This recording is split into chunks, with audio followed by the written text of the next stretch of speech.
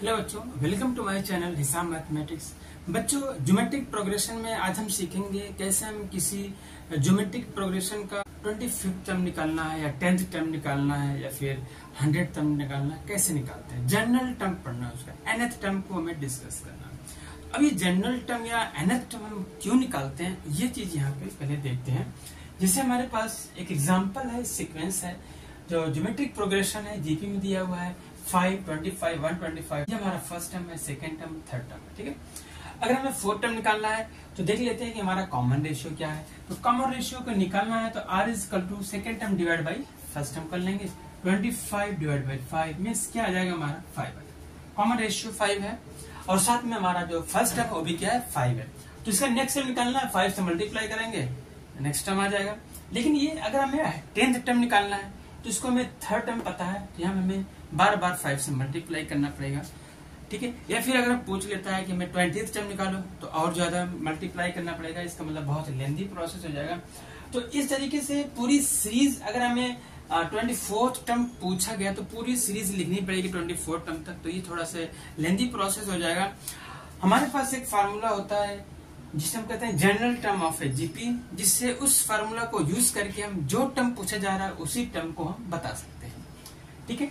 तो अगर यहाँ पे हमसे पूछ ले कि बताओ इसका जो 10th टर्म है क्या होगा, या फिर इसका पूछ ले कि nth टर्म हमारा क्या होगा, तो इसके लिए हम फार्मूला को पहले देखते हैं। तो मान लेते कोई हमारे पास प्रोग्रेशन है जिसका फर्स्ट टर्म दिया हुआ है, क्या हमारे पास फर्स्ट टर्म ए दिया हुआ है और कॉमन रेशियो जो हमारा दिया क्या है, कॉमन रेशियो दिया हुआ है स्मॉल r, ठीक है। ये हमारे पास दो फैक्टर है। तो इसका अगर फर्स्ट टर्म है तो फर्स्ट टर्म पता हमारा है a1 बना, फर्स्ट टर्म क्या है a है, और सेकंड टर्म क्या होगा, a में r से मल्टीप्लाई कर दूं, सेकंड कॉमन रेशियो r है। फिर अगेन अगर हमें थर्ड टर्म फाइंड करना है तो a इंटू r फिर हो जाएगा a r का square, again a fourth term क्या हो जाएगा, a r का क्यूब। इसी तरीके से अगर हमें क्या हो कि निकालना हो a n टर्म निकालना, तब क्या आ जाएगा। अगर हम यहाँ पे देखें तो a इंटू हमारे पास r फैक्टर नहीं यहाँ पे, तो r अगर लाना होगा तो r की पावर 0 कर देंगे, ठीक है। यहाँ पे a r है तो यहाँ पे कर सकते हैं a r की पावर 2 माइनस 1, और यहाँ पे क्या कर सकते हैं 1 माइनस 1 इसलिए किया, फर्स्ट टर्म है a1 इक्वल टू 1 माइनस 1।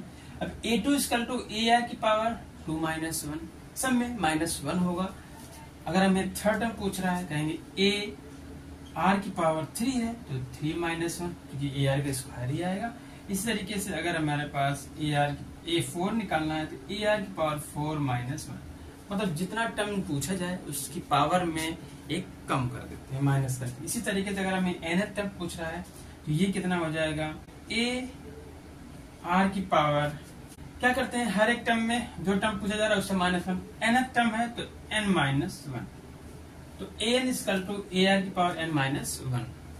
तो इस प्रकार से हमारे पास nth टर्म ऑफ जीपी क्या आ जाएगा, a r की पावर n माइनस 1 आ जाएगा। यहाँ पे लिख देंगे तो कहेंगे इसलिए that's why nth term of a GP, जिसको हम क्या करते हैं an से रिप्रेजेंट करेंगे, an इक्वल टू क्या हो जाएगा, a r की पावर n माइनस 1। इसको हम और भी क्या कहते हैं, इसे कहते हैं जनरल टर्म ऑफ जीपी। किसी ज्योमेट्रिक प्रोग्रेशन का जनरल टर्म क्या होता है, a r की पावर n माइनस 1।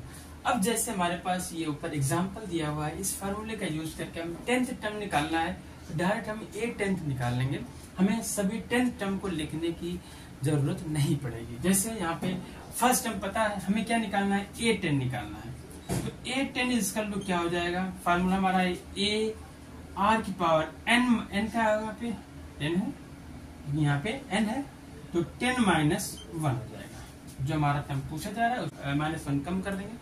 और यहाँ पे पता है फर्स्ट टर्म हमारा क्या है, 5 है, एंड r हमारा क्या है, कॉमन रेशियो 5 दिया है, कि पावर 10 माइनस 1 मीन्स 9, तो 5 इंटू 5 पावर 1 है, 9 है, ये हो जाएगा 5 की पावर 10। तो ये हमारा क्या आ गया, 10th टर्म आ गया, 5 की पावर 10 आ जाएगा।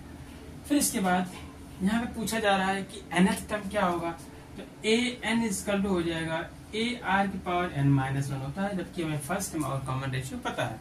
यहाँ हो जाएगा 5 इंटू 5 की पावर एन माइनस वन। अगर हम 5 की पावर 1 यहाँ पे होती है, अगर पावर को ऐड करेंगे 1 प्लस एन माइनस वन, तो 1 1 कैंसिल, 5 की पावर एन। इस तरीके से हमारा आंसर है। तो हम इस जनरल टर्म का यूज करके या nth टर्म का यूज करके हम ज्योमेट्रिक प्रोग्रेशन के किसी भी टर्म को डायरेक्ट फाइंड कर सकते हैं।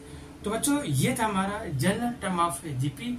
हम नेक्स्ट लेक्चर में देखेंगे कि किसी ज्योमेट्रिक प्रोग्रेशन के फर्स्ट n टर्म्स का सम कैसे निकालते हैं। जैसे हमारे पास फर्स्ट 5 टर्म्स है, तो उनका सम कैसे निकालेंगे, फर्स्ट 10 टर्म का सम कैसे निकालते हैं, जो नेक्स्ट लेक्चर में देखेंगे। ओके बच्चों, have a nice day, take care.